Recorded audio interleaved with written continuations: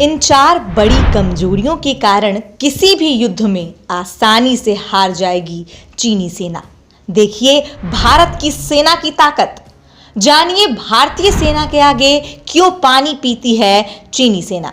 दोस्तों, चीन की सेना को पीपल्स लिबरेशन आर्मी यानी पीएलए भी कहा जाता है, जिसके 5 प्रमुख अंग थल, जल, वायु, रॉकेट फोर्स और रणनीतिक सपोर्ट सेना है। इसे दुनिया की सबसे बड़ी सेना भी कहा जाता क्योंकि इसमें करीब 23 लाख सैनिक है। दोस्तों, इस सेना को आधुनिक बनाने के लिए चीन अरबों डॉलर बहा रहा है और अपने रक्षा बजट में हर साल बढ़ोतरी कर रहा है।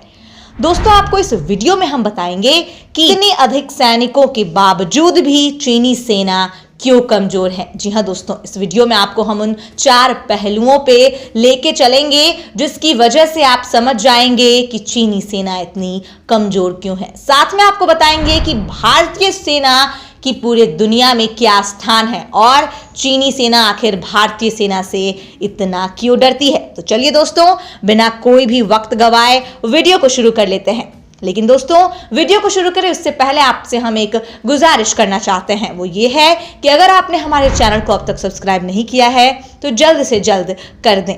तो दोस्तों, चलिए वीडियो को शुरू किया जाए। दोस्तों, पीएलए यानी कि पीपल्स लिबरेशन आर्मी का गठन 1 अगस्त 1927 को हुआ था। अब उसे रेड आर्मी के नाम से जाना जाता था। दूसरे विश्व युद्ध के बाद इसका दोबारा पुनर्गठन किया गया, तभी इसका नाम बदलकर पीपल्स लिबरेशन आर्मी रख दिया गया। दोस्तों, चीन ने साल 1949 में वायुसेना और अप्रैल 1950 में नौसेना को भी पीएलए का हिस्सा बना लिया। सेना में रिजर्व कर्मियों की संख्या 5,10,000 है। चीनी मीडिया प्रचार प्रसार कर पीएलए को आधुनिक हथियारों से लैस ताकतवर सेना की तरह दिखाने की कोशिश करती है, जबकि असलियत उसे एक तस्वीर ने बता दी थी जिसमें यह सेना बस में बैठे रोती हुई दिखी थी। सैनिकों के रोने का वीडियो सोशल मीडिया पर खूब वायरल हुआ था। ऐसा दावा किया गया है दोस्तों कि भारतीय सीमा पर इनकी तैनाती के कारण ये दुखी हैं। खैर, इन सबसे अलग आज हम पीएलए की 4 सबसे बड़ी कमजोरियों के बारे में आपको बताएंगे। तो दोस्तों, पहले जानते हैं पहली कमजोरी। दोस्तों, पहली कमजोरी यह है कि चीन की सेना पीस डिजीज से ग्रसित है, यानी उसे लंबे वक्त से युद्ध लड़ने का अनुभव ही नहीं है, जिससे चीन के सैनिकों की युद्ध लड़ने और जीतने की क्षमता कमजोर हो गई है। इसे साल 1979 के बाद से किसी भी लड़ाई में हिस्सा नहीं लिया है। बेशक सैनिकों को ट्रेनिंग दी जाती है, लेकिन उन्हें वर्तमान समय में होने वाले युद्ध की समझ ही नहीं है। कम्युनिस्ट पार्टी ऑफ चाइना भी इस बात से चिंतित है।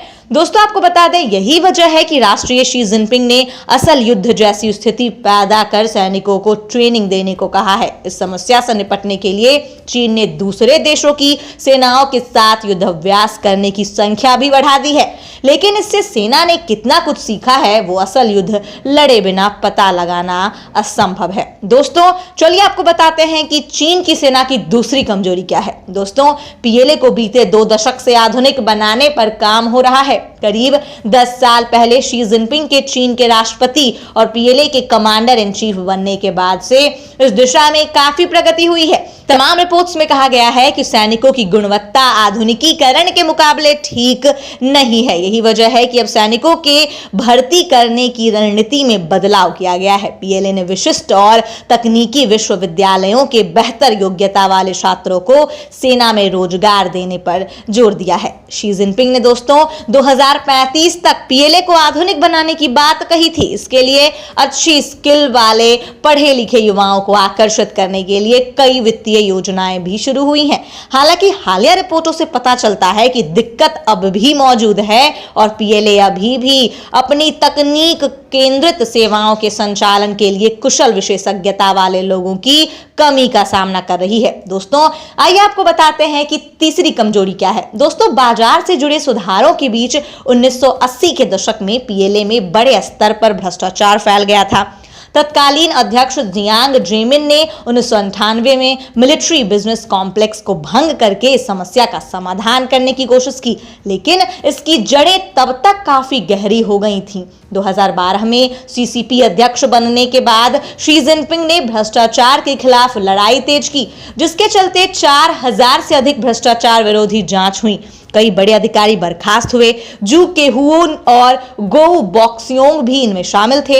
ये दोनों ही सीसीपी के पूर्व महासचिव हु जिनताओ के अधीन सीएमसी के उपाध्यक्ष के रूप में काम कर चुके हैं। इससे पार्टी के भीतर कलह मच सकता था। इसीलिए कई वरिष्ठ अधिकारियों को ड्यूटी से हटाए जाने के बजाय पीएलए में नौकरी दे दी गई, यानी पीएलए में भ्रष्ट अधिकारी आ गए और सुधार धरे के धरे रह गए। दोस्तों, आइए आपको बताते हैं कि आखिर चौथी कमजोरी चीनी सेना की क्या है। दोस्तों, 2049 तक चीनी सेना को दुनिया की नंबर 1 सेना बनाने के सपने को साकार करने के लिए लगातार सैन्य आधुनिकीकरण किया जा रहा है, लेकिन खर्च में वृद्धि और पहले से चालू हथियारों की देखरेख, जी हां, आपको बता दें कि खर्च में वृद्धि और पहले से चल रहे हथियारों की देखरेख में बड़ी रकम लग रही है। अपने कुल रक्षा खर्चे में से सैन्य आधुनिकीकरण के लिए इस्तेमाल किए जाने वाले चीन का खर्च 2012 के बाद से हर साल बढ़ा है और 2015 के बाद इसने 40% का आंकड़ा पार कर लिया है। दोस्तों, इस बीच ये बात याद रहे, चीन में पीएलए का हिस्सा रह चुके 5 करोड़ 7 लाख लोग भी हैं, जिन्हें सेवानिवृत्ति के बाद भत्ते, पेंशन और अन्य सुविधाएं चाहिए होती हैं। ये सब खर्च भी रक्षा बजट में आता है। पीएलए को मौजूदा हथियारों के रखरखाव की लागत, निर्माण और कमीशनिंग के लिए पैसा खर्च करना होता है। बढ़ते राजस्व बिल और बढ़ती रखरखाव लागत चीन के सैन्य आधुनिकीकरण अभियान को धीमा कर रही है। दोस्तों, चलिए अब आपको बताते हैं कि भारत की सेना आखिर दुनिया में कौन से स्थान पे आती है, भारतीय सेना की ताकत क्या है और चीन भारत की सेना के सामने क्यों नहीं टिक पाता। दोस्तों, देश उन सैनिकों को सलाम करता है जिनके भरोसे पर लोग आजाद और महफूज महसूस करते हैं, जो देश और देशवासियों की सुरक्षा के लिए न अपने परिवार की फिक्र करते हैं और न ही अपनी जान की। जी हां, हम बात कर रहे हैं हमारे भारतीय सेना की। दोस्तों, भारतीय सेना का प्राथमिक उद्देश्य राष्ट्रीय सुरक्षा और राष्ट्रवाद की एकता सुनिश्चित करना, राष्ट्र को बाहरी आक्रमण और आंतरिक खतरों से बचाव और अपनी सीमाओं पर शांति और सुरक्षा को बनाए रखना है।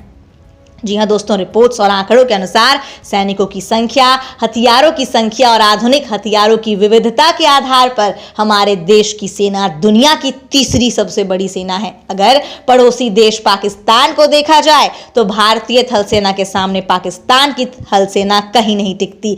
वहीं दोस्तों, चीन की बात करें तो चीन तो भारतीय सेना का नाम सुनते ही थर थर कांपती है। जी हां, आपको अभी हमने बताया कि चीनी सेना इसीलिए डरती है क्योंकि उसे पता है कि भारतीय सेना के सामने में वो कुछ भी नहीं है। दोस्तों, हमारी सेना हर मामले में उनसे आगे और कहीं ज्यादा बेहतर है। तो दोस्तों, कैसी लगी आपको ये वीडियो, हमें कमेंट करके जरूर बताइएगा। अगर ये वीडियो अच्छी लगी तो लाइक जरूर करिएगा और हमारे चैनल को सब्सक्राइब करना बिल्कुल नहीं भूलिएगा। धन्यवाद। जय हिंद।